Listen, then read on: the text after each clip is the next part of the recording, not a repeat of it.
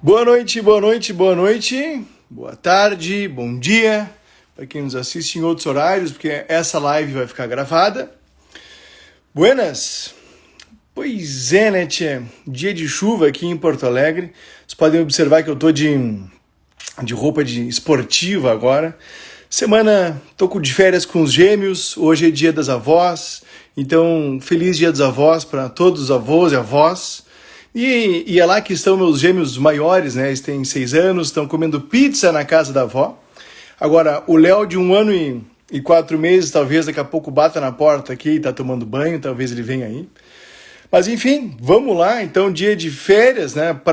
Para quem tem filho pequeno, né? Férias escolares, mas aqui a gente vai trabalhar um pouco em cima daquela ideia, e hoje o foco é esse: como evitar o dedo podre. Será que já ouviram essa expressão? Conhece alguém que tem esse dedo podre, né? O que a gente quer dizer, né, quando fala em dedo podre? É aquela pessoa que acaba escolhendo um perfil, um padrão de companheiro, companheira, que no final das contas acaba sempre se repetindo. Então, aquela amiga, né, que acaba assim: boa noite, Ana. Então, aquela amiga, aquele amigo, né, que chega com a mesma reclamação sempre do namorado, da namorada, quem sabe até mesmo do marido, né? Acontece que vai lá, se separa. E depois da separação, adivinha só? Mariana Dávila Maciel, boa noite, Mariana, tudo bem? Então, depois que acaba separando, terminando a relação, bom, agora eu me livrei. Se livrou mesmo, né? Então, se livrou do João, né? Se livrou do Marcelo. Mas aí trocou de namorado, trocou de marido. E adivinha? É a mesma coisa, né? Se repete a mesma história e dá no início aquele apaixonamento incrível. E aí depois do apaixonamento as coisas vão se encaminhando, vão ficando na mesma. E quando se dá conta, o mesmo problema de novo, de sempre. Pois é. O que será que acontece que essas pessoas têm um talento especial, né? Tem um dom de sempre repetir o mesmo padrão de relacionamento. Bom, né? Essa é a nossa ideia hoje, a gente vai falar sobre isso, eu vou falar sobre isso. Vou responder as perguntas no final, mas se alguém tiver alguma questão assim que é inadiável, né, e precisa colocar ali, dá aquele alô que talvez eu consiga ler na live. Hoje eu vou um pouco mais devagar. Comentaram que na semana passada eu fui naquela velocidade 2x do WhatsApp, sabe? Disseram que eu fui, né, 3x, né? Foi mais rápido que normal. Mas vamos lá, então, né? Ó, o professor Ricardo, né? Doutor Ricardo Weiner está conosco aqui de novo. Comentários são sempre, né, bem-vindos. Vamos lá. O que acontece, então, que existe esse padrão de repetição, né? Em homenagem, né, ao doutor Ricardo, essa química esquemática. Pois é, sabe que hoje eu estava atendendo um caso, né, que me lembrou muito, eu até comentei com o paciente: olha, eu sinto muito, não vai ter nenhuma possibilidade de identificação. Mas eu vou acabar repetindo, né? Eu vou acabar explorando isso na live hoje. Ele disse que não tem nenhum problema, né? Não vamos identificar. Mas é algo muito, muito comum no consultório. Então, o que acontece? Finalmente eu vou explicar. Bom, o nosso cérebro, gente, ele não responde apenas, né, à nossa deliberação. Pelo contrário, são muitos estímulos simultâneos que a gente precisa filtrar. E como é que a gente filtra esse estímulo? Como é que o nosso cérebro automaticamente decide a qual estímulo prestar atenção? Então, talvez vocês estejam agora num ambiente que tem algum barulho de fundo, alguma luz que estava lá e que se tu olhar agora para ela, tu vai perceber: ó, ela tá lá. Inclusive, meu óculos é um reflexo agora. A gente olha para lá e diz: ah, ela tá lá. Mas, naturalmente, o nosso cérebro acaba filtrando, acaba colocando ela num processo implícito, que a gente chama. É um típico barulho de ar-condicionado, é um barulho de ventilador, que é aquele barulho constante, que não representa nenhum risco. Então, quando eu estou no consultório, e olha só que movimento eu tenho que ficar fazendo aqui, quando eu estou no consultório é bem simples, porque eu chego assim e desligo o ar-condicionado ou aponto o barulho do relógio, e eu acho que vou ter que tirar o fone. E digo assim: olha, até o presente momento, será que tu estava prestando atenção naquele barulho? Será que estava ouvindo o tic-tac do relógio? E frequentemente as pessoas dizem: não estava. Mas e agora, tu tá? Tô.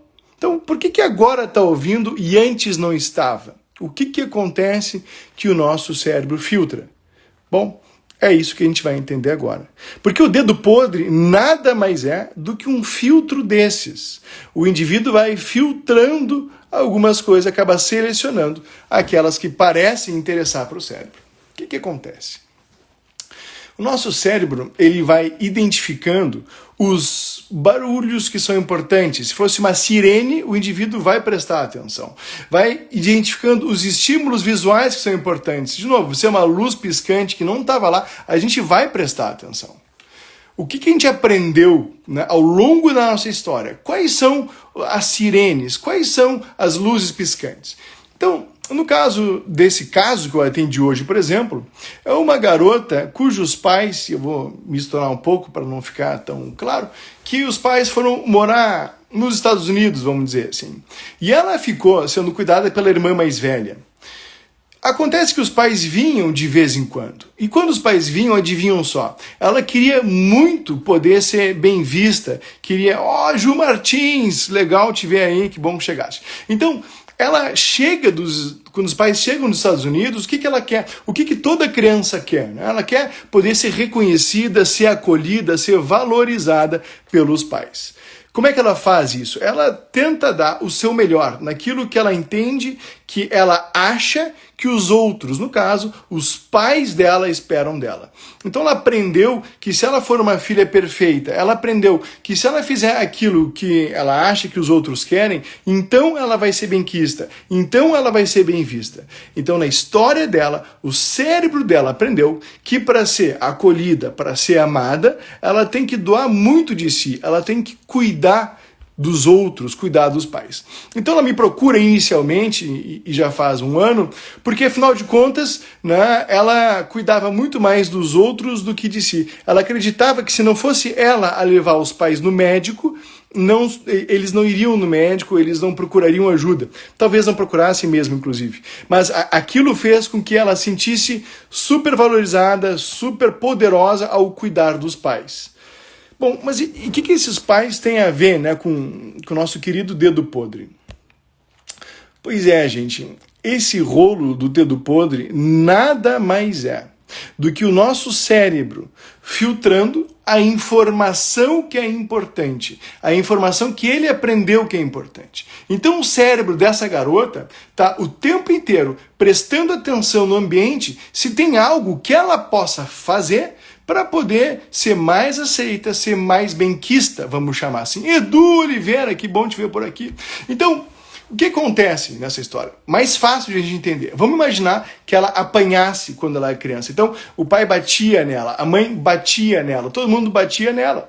Quando o cérebro dela, então, está o tempo inteiro filtrando o ambiente para identificar uma mão levantada que representa risco. Então, mão levantada, vou apanhar. Mão levantada, vou apanhar. Então, o cérebro dela fez o que a gente chama de aprendizado associativo. Mão levantada igual a apanhar. É isso que ela cresceu, vamos imaginar assim, e aprendeu. Então, quando ela olha... Gente, eu vou tirar aqui. Vocês só me digam, por favor... O áudio, deixa eu fechar, o áudio funciona. Alguém me dá um retorno, áudio funcionando, me entendem bem, me escutam bem? Por favor, alguém aí? Patrícia Cavalcante pedindo para entrar. Me escutam bem? Podemos seguir adiante? Alguém? Tem ninguém aqui comigo. Mentira, vamos lá. Pessoal, eu vou continuar falando. Alguém comenta, tudo bem no áudio, maravilha, Mila, obrigado. Então tá, Lucas Amaral, querido Lucas, que bom te ver. Mariana, tudo bem? Tá bom, agora captei, tá tudo certo, áudio bom. Sisters Build, que honra. Elisandra Rezende, tá bom. Juliana, tá bom, tá bem, eu entendi. Vamos lá, vamos adiante, então, o Ricardo vai, né? Bom, vamos lá, a criança que aprendeu, então, que a mão levantada, né, igual a apanhar. Ela entra no ambiente, ela está filtrando o ambiente para identificar onde é que está o rolo, onde é que tem uma mão levantada que vai bater nela. Lembra do estímulo do ar-condicionado, do tic-tac do relógio? Aquilo está descartado, porque aquilo não representa risco. Mas a mão levantada, puxa vida, essa representa. Então, no meio da multidão, é como se o cérebro dela colocasse em preto e branco todo mundo, mas em extrema colorização, existe a palavra? Então, num foco, num holofote colorido, o indivíduo que está de mão levantada. O cérebro não distingue o que é a mão levantada, simplesmente identifica uma situação de risco, mão levantada, eu vou apanhar.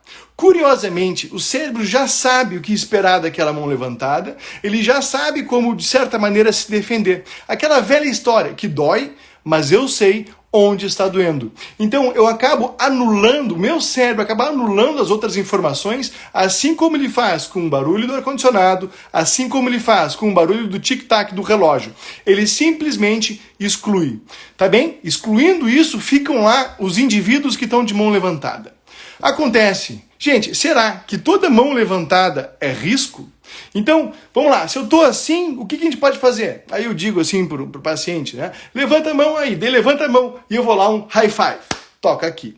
Porque nem toda mão levantada representa uma violência. Nem toda mão levantada representa aquilo que aquela paciente aprendeu, que mão levantada é um tapa, é violência. Ela pode ser um high five. Ou ainda, oi, tudo bem, como é que vai? Mas para o meu cérebro, vamos pensar assim, que aprendi que mão levantada é violência, eu vou me aproximar daquela mão levantada porque é o que eu reconheço, e reconhecendo aquilo me aproximo e digo assim, ei, você vai me bater, tá com a mão levantada. E aí a outra parte diz, não, eu não vou bater ninguém, eu não vou, vai sim, não vou, vai sim, não vou, vai, não vou, então toma. E aí dá o tapa, né? Bom, isso, gente, é o que a gente chama de profecia autorrealizadora. Eu acredito que o outro vai me abandonar, eu acredito que o outro vai me agredir, eu acredito que de alguma maneira aquilo que eu aprendi vai se repetir. E não é que eu queira apanhar, não é que eu queira produzir isso, é simplesmente que é isso que o meu cérebro conhece e eu acabo reproduzindo isso. Quer dizer, então, que eu não escolho apanhar. E aquela minha amiga que está numa relação violenta, eu digo para ela, sai fora, sai fora. E ela não sai, assim, não é? Ela não escolhe ficar na relação. Pois é, ela realmente escolhe estar com aquele namorado, ela escolhe estar naquela relação, mas é o que o cérebro dela reconhece, ou seja, ela não conhece, é como se o cérebro não conhecesse nada diferente daquilo. Ela aprendeu que ela tem que tolerar e aquela situação, porque é assim que, de certa maneira, ela tem valor. Eu não posso deixar de falar no experimento do Martin Seligman, da década de 60, da Universidade de Pensilvânia, do desamparo aprendido. Vou falar muito rapidamente, acho que já falei outras vezes, mas não tem como não falar, dos cachorros que levavam choque. Quem nunca ouviu, né? Presta atenção, quem já ouviu, bem, correlaciona com outras situações, mas é isso mesmo. Então, imagina que tem um tapete que dá choque, bota um cachorro lá, dá choque no cachorro, mas tem um botão. Se ele aperta o botão vermelho, vamos imaginar assim, apertou o botão, parou o choque. Choque, parou, apertou o botão, parou, choque, apertou, parou, tal. Só que eles são engaiolados, né? Eles não têm o que fazer. Esse aperta o botão, parou o choque. Maravilha. Então, esse é um grupo. Sai todos os cachorros desse grupo, volta outro grupo, né, Everton, tudo bem? Então chega lá mais um grupo, choque e tem um botão, mas adivinha só, o botão não funciona. E aquele cachorro, gente, então, cujo botão não funciona, ele aprende que não há o que ele possa fazer. Ele aperta o botão, nada acontece. Ele continua tomando choque. Então ele aprende, gente, que ele precisa resistir ao choque. Aí a gente chega lá, então bota todo mundo de novo, um por vez, é claro, e aí tira a gaiola de cima e deixa só o tapete. Significa o quê? Que o cachorro só precisa dar um passo pro lado, ele só dá um pulinho. É só ele dizer assim, olha, não me liga mais, entende? É só ele resolver de maneira simples. Agora, pasmem, né? Aqueles cachorros que aprenderam que o botão funcionava, foi simples assim. Era só dar o passo pro lado e acabou. Então era choque, pula para fora, choque, pula para fora. Mas aqueles que aprenderam que o botão não funciona, que eles aprenderam que eles precisavam tolerar o choque, ou seja, o cérebro deles aprendeu que eles não têm o que fazer, então eles tomavam um choque e, adivinha, ficavam lá parados. Ei, mas cachorro, é só dar um pulinho pro lado. Não, eles ficam lá parados, mas é só dar um passo pro lado, fica parado, porque o cérebro deles aprendeu isso. Tá? Então a gente vai somando, isso é o desamparo aprendido, é o precursor do que vai ser o pessimismo e também o construto de otimismo, a gente fala em outro momento, mas aqui a ideia é juntar essas duas informações. Então o nosso cérebro enxerga o mundo não exatamente como ele é, mas ele pega várias informações do que o mundo é e filtra a partir do meu aprendizado, daquilo que é importante. O que é importante para o cérebro? É importante para o cérebro, gente, aquilo que vai me proteger de risco, então que eu vou ter uma sobrevivência, né? Então se tiver uma arma apontada, se tiver de novo, sei lá, uma sirene, um barulho forte, eu preciso me afastar disso, e me afastando disso eu me protejo, tá? Então, primeiramente eu preciso sobreviver. A segunda coisa é busca de gratificação. Então, vocês estão prestando atenção aqui no que eu estou falando, porque por algum motivo, né, tem algum tipo de gratificação. Espero que não salve, talvez possa salvar, mas assim, algum tipo de gratificação. Então, estão anulando outras informações para eu poder falar e me concentrar. Eu estou anulando aqui, de certa maneira, os comentários continuam passando. Então eu foco em algo porque é mais importante. Então o meu cérebro decide. Só que aqui eu estou deliberadamente, né, vendo lá André e Luciana, oi, boa noite, o que aprendemos na pandemia, me perguntando. E eu escolho, nesse momento, não prestar atenção nisso. O que eu estou falando é um outro mecanismo. É o mecanismo que a gente chama de inconsciente. É o mecanismo que a gente chama de processo implícito. Eu não escolho não ouvir o ar-condicionado, eu não escolho não ouvir o tic-tac do relógio, eu não escolho não prestar atenção na luz. O meu cérebro automaticamente entende que não é importante, e ele separa o importante dessa maneira, o que é risco e o que é gratificação. Então, se eu estou no meio da população, lembra aquela história? Está tudo preto e branco, alguém levantou a mão, puxa vida, vai um holofote, o meu cérebro filtra tudo e pensa, lá está o risco. Mas ao mesmo tempo, gente, lá está a gratificação. Então a gente junta agora com o caso que eu falei mais cedo, que é daquela paciente que para ela o valor era se doar e agradar o outro. Então num primeiro momento existe o apaixonamento. O cérebro dela escolheu aquele rapaz, aquele indivíduo para poder se relacionar. E escolhendo aquilo lá, anulando todos os outros. É aquele fenômeno que a gente, a amiga, o paciente, chega e diz assim, olha só, tem um rapaz que é lindo, maravilhoso, rico, bonito, charmoso e querido. Mas eu gosto mesmo é daquele outro lá que me faz sofrer. Eu sei que eu devia gostar daquele um, mas eu gosto daquele outro. O que está acontecendo? O cérebro primitivo está se conectando com aquele outro. Como é que pode isso? Mas ele vai agredir. Primeiro, num primeiro momento, ninguém sabe. Os grandes agressores, os grandes psicopatas, os grandes manipuladores, eles não vêm com uma tarde assim, manipulador, né? Não vêm com uma tarde, não. Na verdade, os que vêm muitas vezes, coitados, eles nem são, né? Porque os que vêm mesmo assim não vêm com essa fama. Por quê? Eles são grandes sedutores. Vão envolver o indivíduo naquela situação, vão envolver. Eles sabem seduzir, eles sabem agradar e também sabem, ao mesmo tempo, requerer o cuidado. Então a relação tóxica, a relação abusiva, ela tem uma característica de intensidade muito grande. Hoje, a gente não vai falar da relação tóxica em si, mas sim dessa questão do dedo podre, como o cérebro escolhe. E o princípio é esse. O meu cérebro vai filtrar aquilo que eu conheço. Só que eu conheço de maneira não verbal. Eu conheço numa expressão que é muito mais do que é dito. É uma expressão de postura corporal, é uma expressão do que é feito, de como seduz. Então, eu vou me envolvendo aos poucos. E quando eu me dou conta, eu já entrei numa relação e que me parecia linda e maravilhosa. Mas tem alguns componentes de intensidade de relação, de isolamento da rede de apoio, tem outros mecanismos de manipulação, muitas vezes também financeira e algo nessa linha. E quando eu me dou conta, eu já estou ali naquela relação, longe dos amigos, longe da família, longe de muitas coisas que poderiam me tirar do meio disso. E o meu cérebro passa a acreditar. Lembra a história do cachorro? Que não tem nada que eu possa fazer. E que aquilo é o melhor que eu mereço.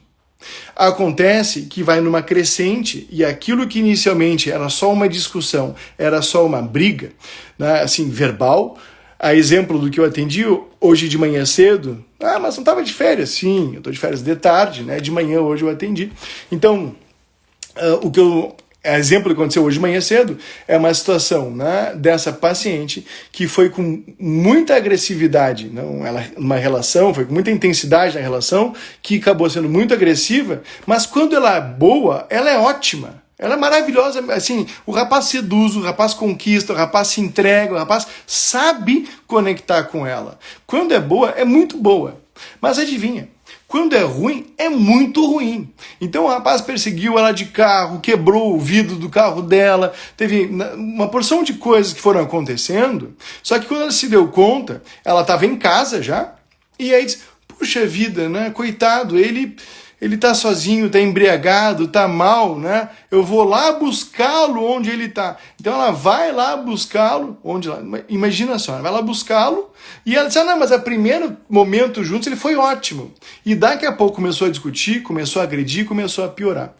E aí parte, de fato, para a violência física, né? E que ela, inclusive, se envergonhou assim, de contar para as pessoas, né? E não... Boa noite, Isabel, tudo bem? Acabou se envergonhando de contar para as pessoas e ficando mais sozinha.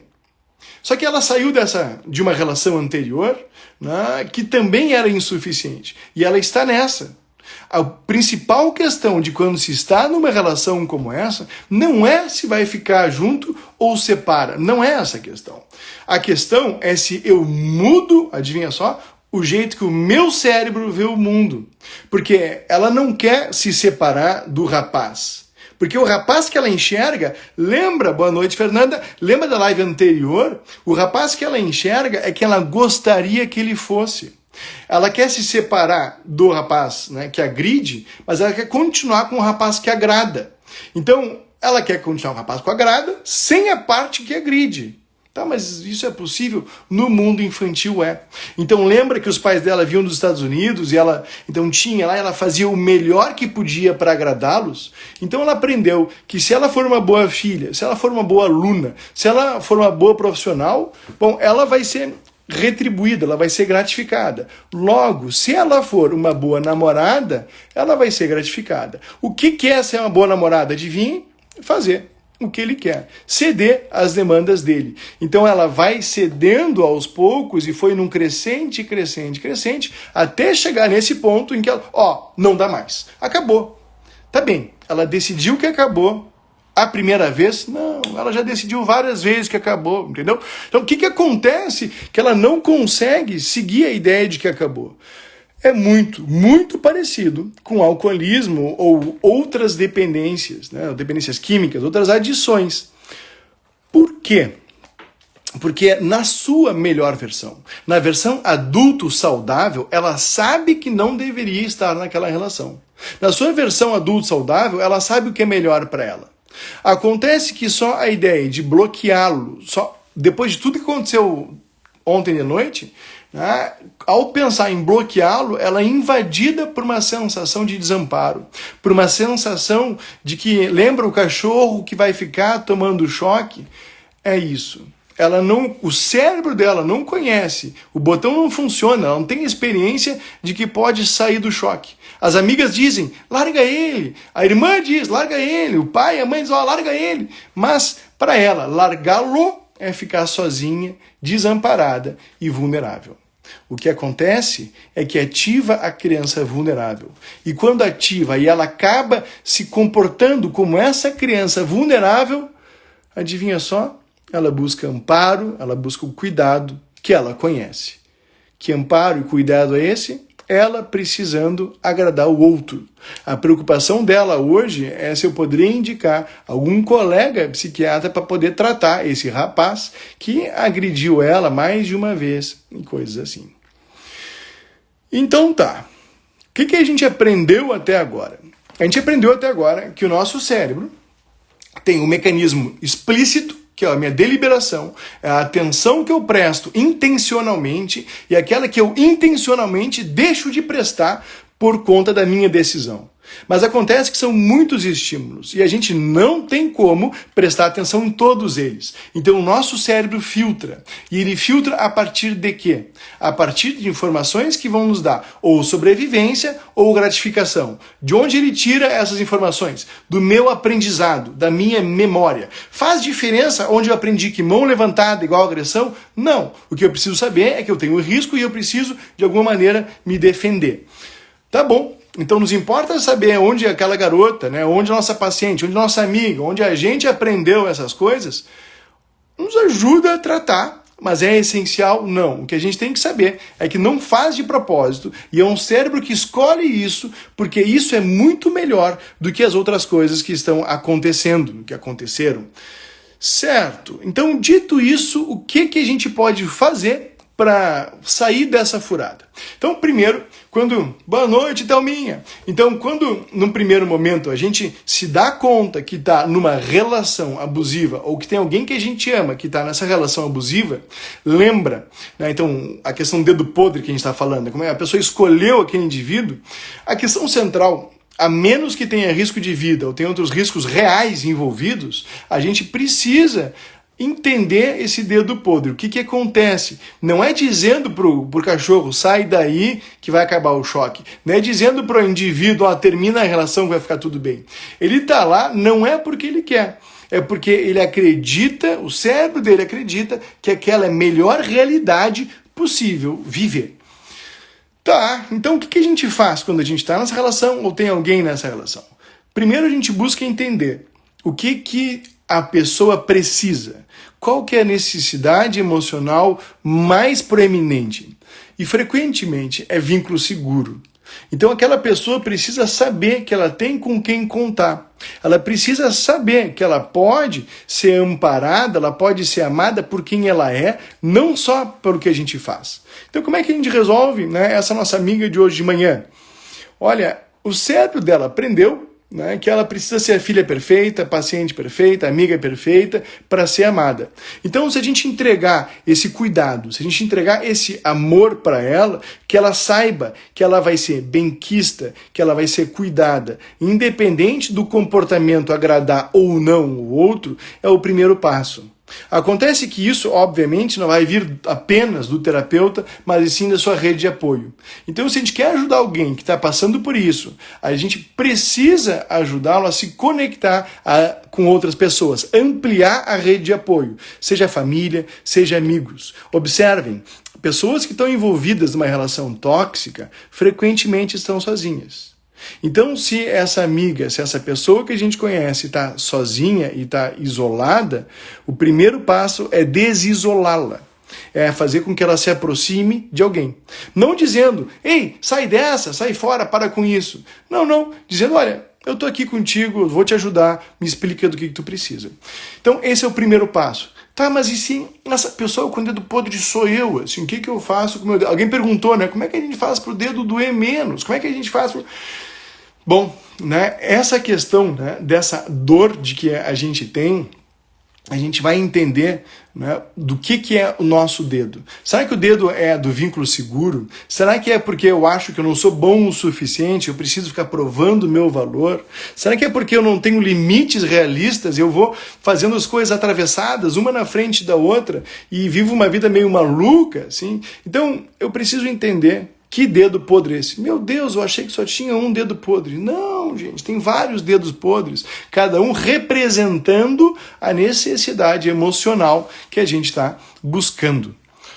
Tá, então entendi um pouco disso. É o meu cérebro que toma essa decisão, não sou só eu. Como é que eu faço para reverter isso, para me desenrolar dessa situação?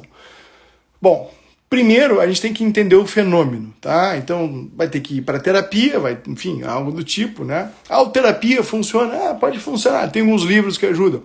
Tá? Diz um, depois eu digo. Mas assim, como é que a gente vai entender isso? Eu vou entender qual que é a minha necessidade emocional não atendida. Ah, bom, então, aquele exemplo, eu preciso de vínculo seguro. O que eu aprendi para lidar com vínculo seguro? Ah, eu preciso atender aquilo que eu acho que é a expectativa dos outros. Tá, então eu vou me doar para o outro. Então, eu preciso entender que esse meu mecanismo de querer me envolver nessa uma relação abusiva, tóxica, seja o que for, manipuladora, é um mecanismo que não é saudável. Aquela saudade que eu sinto, aquela vontade que eu tenho de mandar mensagem pro ex-namorado, eu só lembro das coisas boas, eu esqueço as coisas ruins, porque eu tenho a expectativa de que eu vou me relacionar com alguém, né, que não existe em outro lugar, a não ser dentro de mim. Então, é importante lidar com essa situação, como eu falei antes, como se fosse um alcoolista. O alcoolista tem que parar de beber. Então não adianta eu ir no bar, né, e achar que eu vou pedir uma Coca-Cola e tá tudo resolvido. Não adianta, enfim, eu decidi que eu vou parar de beber, mas eu tenho a geladeira cheia. Ou que eu vou parar de usar alguma droga, mas eu tenho o contato do entregador. Não, o que a gente tem que fazer? Tem que romper. Tem que bloquear, tem que apagar o contato, tem que tomar a decisão de sair dessa. Então, se é uma relação tóxica, eu preciso tomar a decisão de sair dessa. Tá, mas é simples assim? Olha, deveria, né? Especialmente se eu soubesse, agora sim, que a realidade que me espera lá fora, ela pode ser melhor da que eu tenho. Então o exercício é buscar indícios de realidade que me mostrem que pode ser melhor da que eu tenho. Porque frequentemente, quando a gente está numa relação abusiva, numa relação tóxica de dedo podre, é porque nosso cérebro, gente, ele não consegue reconhecer relações melhores. Então, identifique as relações melhores que a pessoa tem, ou que você tem, e, a partir disso, nutra essas relações de maneira deliberada, assumindo as rédeas da tua própria vida, decidindo não atender o telefone, decidindo bloquear o indivíduo, decidindo deliberadamente, tomando a decisão de sair dessa, por mais que doa, por mais que sofra. Então a pergunta que eu fiz para a garota hoje de manhã foi essa. Olha só, se tu estivesse falando, né, com um amigo teu que tu gosta muito e que ele está te dizendo assim, tá, mas eu sofro muito, eu parei de beber ontem, ou parei de fumar cigarro ontem e eu estou desesperado, eu quero fumar mais um, como é que eu faço? Olha, o que tu diria para ele? E ela disse, olha, aguenta firme, vai passar. E esse é o recado que eu dei para ela e que eu deixo para vocês, que se vocês estiverem passando por uma situação difícil, em que vocês sabem que não deveriam estar envolvidas, mas vocês estão porque não conseguem fazer diferente, porque o cérebro de vocês não consegue fazer diferente, ou tem alguém que está nessa, essa é a ideia. Aguenta firme, que vai passar. Procura amparo em outros lugares, mas desse lugar de onde tu estás tentando sair, infelizmente, não veio até agora e não vai vir mais. Tá bem? Eu acho que essa é a ideia. Já passamos aí mais de 30 minutos e eu vou deixar alguns minutinhos para perguntas. Quem tiver perguntas que mandou lá e eu acabei não respondendo, apesar de passar uma ideia genérica. Tinha alguém perguntando, André, querida André, do Rio de Janeiro, perguntou, é a pandemia, como é que, né, joga esse jogo, né? Então, a pandemia nesse jogo, ela coloca as pessoas na falta de perspectiva. Isso aí é um rolo bonito, para a gente discutir em outro momento, mas eu vou dar uma ideia geral. Lembra aquela história lá olha só, Chisme Sex Shop, pô, que bom ter, né, por aí, é sempre bom ter uma personagem erótica entre nós. Lembra aquela história, né, do Ana Ganzi, tudo bem, Marina Cavalcante, que bom ter vocês aí, até o final. Então, vamos de novo, agora eu vou focar, vou deliberadamente escolher, né, focar no assunto que é o seguinte. Qual que era mesmo? Puta, DH é foda. Não, vamos lá. O assunto é o seguinte, tá? A pandemia nesse impacto em termos de perspectiva. O que isso nos importa? O valor das coisas está relacionado com a nossa ideia de quando a gente vai receber. Tá? Eu vou deixar anotado aqui mentalmente para a semana que vem ou na outra poder falar sobre isso, né, que é o desconto temporal, algo super importante. Mas, de maneira bem direta, vamos pensar assim. Se eu pudesse te oferecer agora tá? Agora, nesse momento. Tu preferes ganhar R$100 hoje ou R$1.000 hoje? Eu espero que vocês respondam R$1.000 hoje. Todo mundo, R$1.000 hoje. Tá bom. Mas, se eu puder oferecer, mas assim, reais perde valor, né, ao longo do tempo, então vamos pensar assim. Então, né, R$100, $100 em barra de ouro hoje, barra de ouro é ótimo, $100 em ouro hoje, né, ou $1.000 em ouro, né, semana que vem. Então, alguns talvez seja assim, $1.000 semana que vem. Só que quanto mais longe, menor é a chance de a gente escolher. Maneira simples, $100 hoje ou $1.000 daqui a 50 anos. $100 hoje. Tá, mas é o mesmo $100 e $1.000. Que diferença faz? A perspectiva de tempo. Acontece que na pandemia, essa perspectiva de tempo, ela foi jogada lá para frente. A gente não sabia lá atrás quando as coisas voltariam ao normal. A gente já sabe, tem uma ideia melhor, mas lá atrás não tinha a menor ideia. Isso fez com que as pessoas ficassem mais impulsivas, isso fez com que as pessoas buscassem mais gratificações imediatas. Além disso, soma a ideia de que a gente está mais enfurnado, se relacionando mais com a mesma pessoa e diminuindo a nossa rede de apoio. Então a chance de eu encontrar alguém para me relacionar é menor. Se botar tudo isso no balde e botar, né, no caldeirão e botar mais alguns temperos, né, como insegurança, incerteza e todas as outras, bom, aí a gente tem o panorama da pandemia. E explica por que muitas pessoas, durante a pandemia, acabaram escolhendo ficar em relações piores, né? E por que também tantas pessoas acabaram, né, se divorciando nesse período. Então já lembro, né, que quinta-feira dessa semana a gente vai ter uma live sobre divórcio com o pessoal do Recife, tem um canal, Cia Shona, que é uma colega médica, e tem um repórter, né, o Edu Moura, né, da TV envolvido, e a gente vai fazer uma live de casal para casal, né, então eu e a Jéssica, né, a gente vai discutir por que aumentou o divórcio, né, e por que né, alguns casais ainda não se divorciaram, e enfim, tantas outras coisas. E outros estão conseguindo curtir juntos a pandemia. Se sou amiga, mas não consigo mostrar outras relações amorosas mais saudáveis e vejo risco real, o que fazer? Bom, se tu é amiga, é simples, né? Procura a família da pessoa e diz, olha, tá acontecendo isso, aquilo outro, tem risco real, vocês vão perder a filha, por exemplo. Mas ela vai brigar comigo. Bom, tu vai ter uma amiga morta, risco real, né? Ou uma inimiga viva, né? Se tu gosta dela, bom, já sabe a resposta.